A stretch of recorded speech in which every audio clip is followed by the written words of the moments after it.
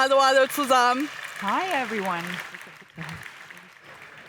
Ich freue mich wahnsinnig, It's heute a great pleasure for me to be part of your MHP festival today.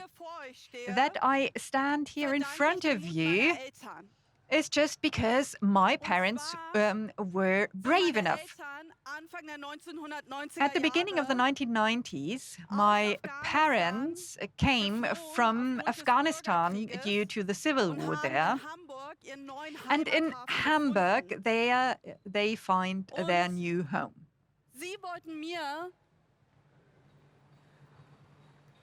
das Recht auf Bildung And they wanted to make it possible for me to get a good education, independent of my sex. This is why I'm so happy that I was lucky enough to grow up in Germany, in a democratic and free state, far away from a war. And we see that the situation for women and girls is getting worse now. My brothers and sisters and myself, we are living the German dream.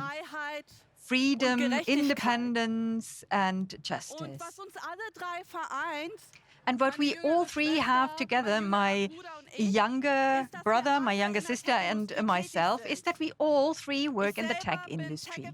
I myself am tech adventurist, author and a founder. My sister is software developer, and my brother won a hackathon when he was very young.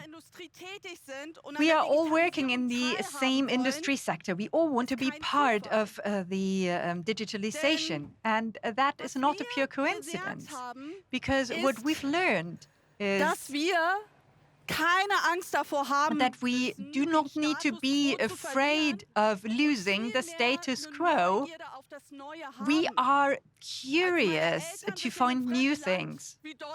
My parents came to a completely foreign country, to Germany. They went to a church in order to not have to be afraid anymore and just to understand what we have in common. My parents were agile even before this was a trend word. This is exactly the attitude that we need when we develop new products, services, or business models, when we want to bring innovation forward in Germany and in Europe in order to ensure and protect our prosperity and freedom here. And this is exactly what I want to do. That we ask ourselves completely different questions. I would like to know from you, who works in the tech industry, in product development, in UX design, in market research, or in software development or data science? Please raise your hand.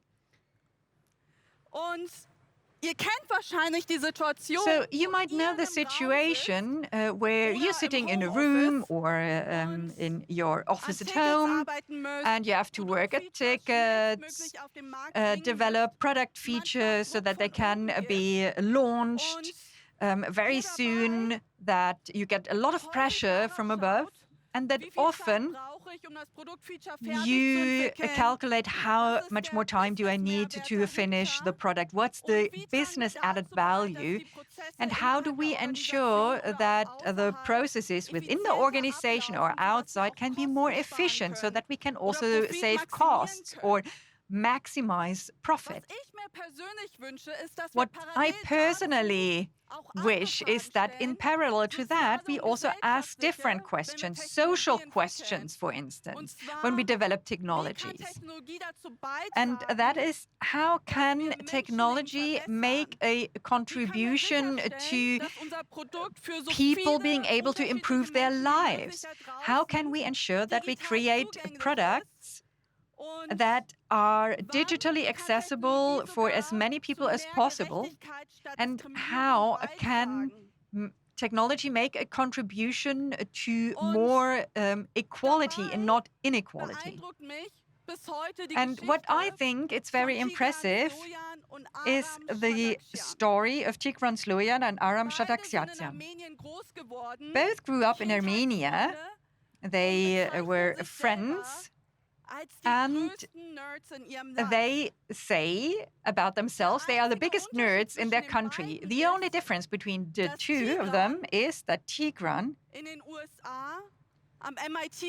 studied in the US at MIT, and after that he started as a software engineer at Google, and Aram stayed in Armenia and had difficulties to find a job. And his application was often rejected by tech companies in Armenia and in other countries. But Aram actually was the better programmer of the two. But when CVs are analyzed also by recruiting system, it's about our experience, about our location, but also the universities where we studied at. And there is a certain bias. And this is what you find throughout the system. And when they both came together and looked at each other, they realized how broken our world is. And for them, this was the starting point to found Code Signal, an assessment platform for tech employees, where an objective assessment is done, how good you are in coding, and then you are admitted to the next round. And they do that for different tech companies worldwide.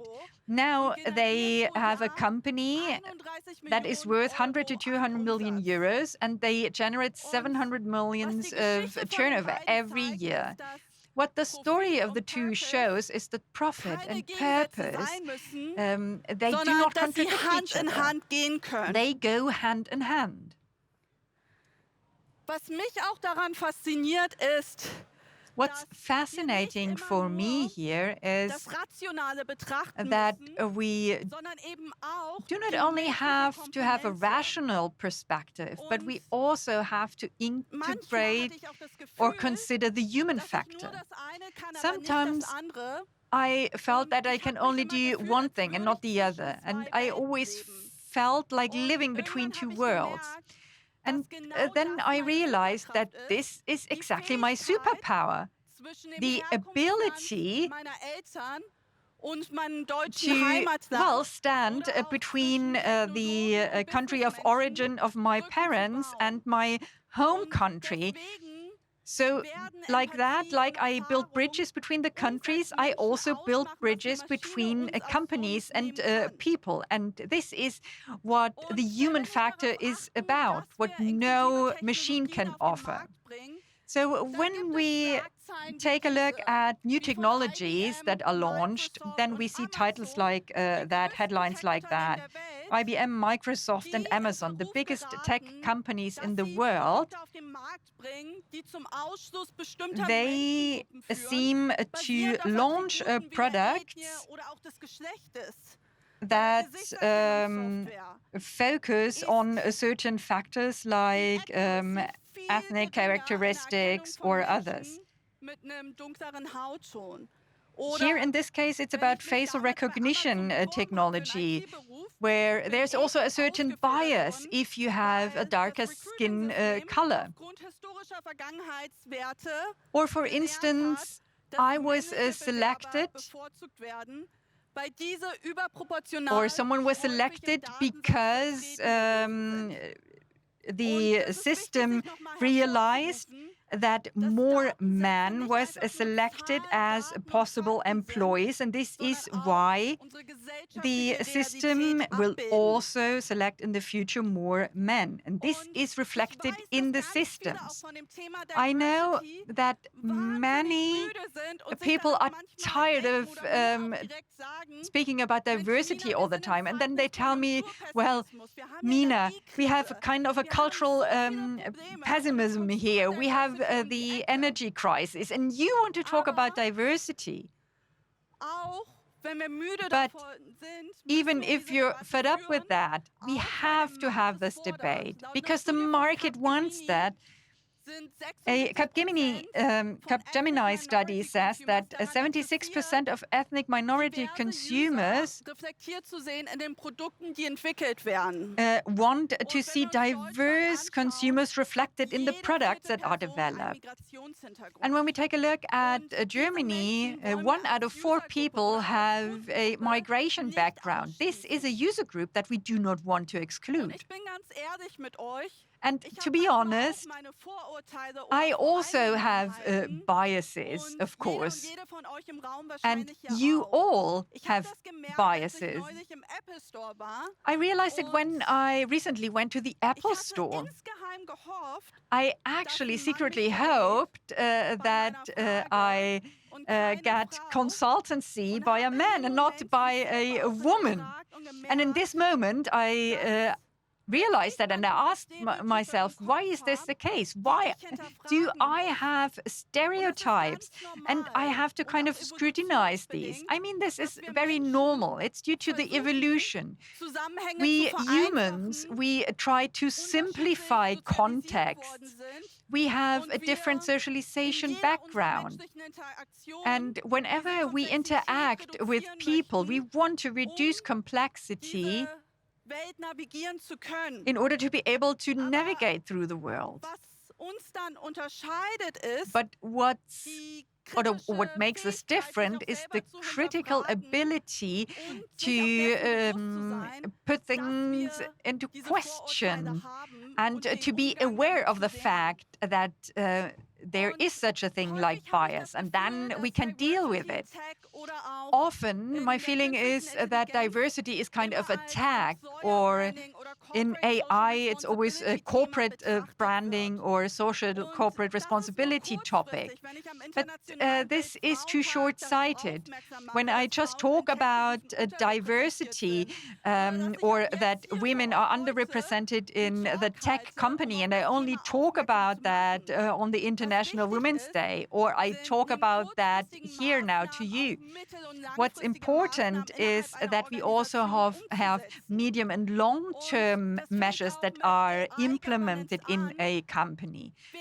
That starts with AI governance. Who is responsible on the C-level for AI governance and AI ethics? That this is part of the story and that there are guidelines, directives, and principles for dealing with that. Because when we take a look at reality in the C-level, they shifted here and there from the CEO to the CIO, then to the CDO, and there must be one person assuming the responsibility for that. The other thing is that the employees also have to be involved. We need a committee, an AI ethics board, where we have interdisciplinarity reflected within the organization. We often talk about biases and algorithms. There are solutions on the market that you can buy or that you can develop yourselves. But it's important to take the decision into which direction you want to go. And the other thing is external consulting can also be involved. For the facial recognition software, the problem could have been solved quite easily with an ethnologist or a biologist, for instance, someone who would have asked critical questions. And then transparency and diversity in the data sets, in the data records, to explain the users why data is gathered, how they are saved, how they are further processed and monitorized as well, so that there is awareness with regard to what the contribution in the data supply chain can be. And Oren Etzioni is one of my favorite IT guys. He said, AI is neither good nor evil. It's a tool, it's a technology for us to use. We also see it with ChatGPT. We see a hype because of that. I can do my homework with that, find bugs in the code, or get a summary of a text. Ich kann es auch nutzen, Or I can also use it Desinformation schneller zu verbreiten, to spread more viel schneller auf disinformation, Cybersecurity-Attacken to umzusetzen implement cybersecurity attacks much faster, and to endanger our democracy with that. So it depends on all of us how we use technology. So this is our responsibility. It is up to us. Der Risiken rund Technologie And despite Tech-Optimistin bezeichnen, weil ich the risks involved with technology, I'm a technology optimist because I really think that we people, we want to make a contribution, that technology is not a means in itself, but it is a mean to improve our lives. Deswegen ist auch mein Appell an euch, And this is why I want to tell you rund Technologie that nicht mehr als topics around Elfenbeinturmthemen technology, betrachten, they should not be seen as isolated topics, but we have to make sure and work on it in Deutschland als that auch the Europa citizens in in der Germany, Lage sind, in am Diskurs Europe, are teilhaben zu able können, to be part of the discussion, so that they really can all participate and profit from the digitalization. Without the tech industry, I wouldn't be here today, because digitalization enabled social participation, mobility, and acknowledgement. And this is a privilege. And I want more people to profit from this privilege, because the technology is decisive for our future.